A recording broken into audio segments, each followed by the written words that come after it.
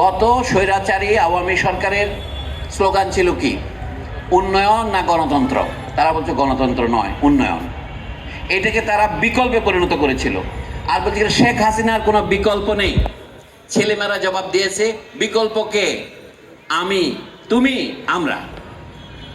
এই যে আমি, তুমি, আমরা, এটা একটা কিন্তু নতুন কবিতা হয়ে উঠেছে।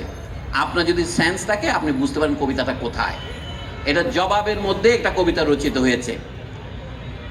অর্থাৎ বিকল্প আছে, দেশটা কারো বাপের না, এই কথাগুলো আপনারা আলোচনা করেছেন। এর মধ্যে অর্থাৎ জনগণের আন্দোলনের মধ্য দিয়ে এটা গড়ে উঠেছে কিভাবে, এটা একটা আমাদের ভাববার বিষয়।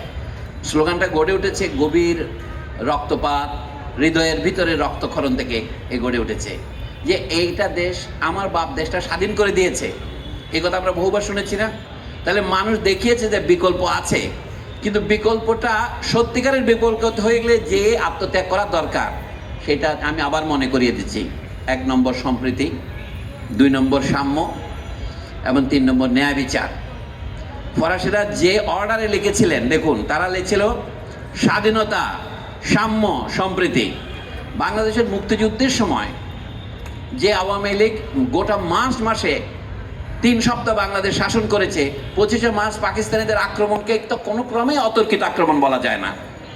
তারা তো ঠান্ডা মাথায় পরিকল্পনা করে পাকিস্তান থেকে সেনা আনতে আনতে, অস্ত্র আনতে আনতে রেডি হয়ে তাদের রাষ্ট্রপতি যখন এখান থেকে বিমানে উড়াল দিয়ে প্রায় করাচির কাছাকাছি পৌঁছেছে, তখন তারা রাত্রি 11টার পরে আক্রমণ শুরু করেছে। কিন্তু বাংলাদেশের নেতাদের 15 দিন লাগলো কেন স্বাধীনতার ঘোষণাপত্র দিতে? এখন একটা জুলাই বিপ্লবের ঘোষণাপত্র দেওয়া হবে কিনা এটা একটা তর্ক চলছে না? ঘোষণা বাংলাদেশের 15 দিন লাগছে, এখন ছাত্ররা থেকে 6 মাসও দিতে পারছে না। দুইটা ভিন্ন কারণে। কিন্তু সেই ঘোষণাপত্রে কি ছিল? আগে এনেছিল সাম্যকে। সমাজে মানুষে মানুষে বৈষম্য থাকবে না, সাম্য প্রতিষ্ঠিত হবে, এটা ছিল মানুষের প্রধান আকাঙ্ক্ষা পাকিস্তানের হাত থেকে মুক্ত হওয়ার জন্যে।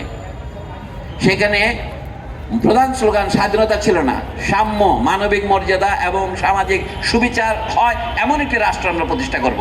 গত 50 বছরেরও বেশি সময় ধরে সেই স্বপ্নের আমরা বাস্তবায়ন করতে পারি নাই। সমাজ যদি কিছু হয়ে থাকে যেটাকে তারা উন্নয়ন বলছে, সেটা আসল নাম কি? বৈষম্য এবং বিভেদ। সেটা আসল নাম কি? মানুষের অবমাননা এবং অমর্যাদা। যদি কিছু হয়ে থাকে সেটা অবিচার, অত্যাচার এবং গুম এবং খুন।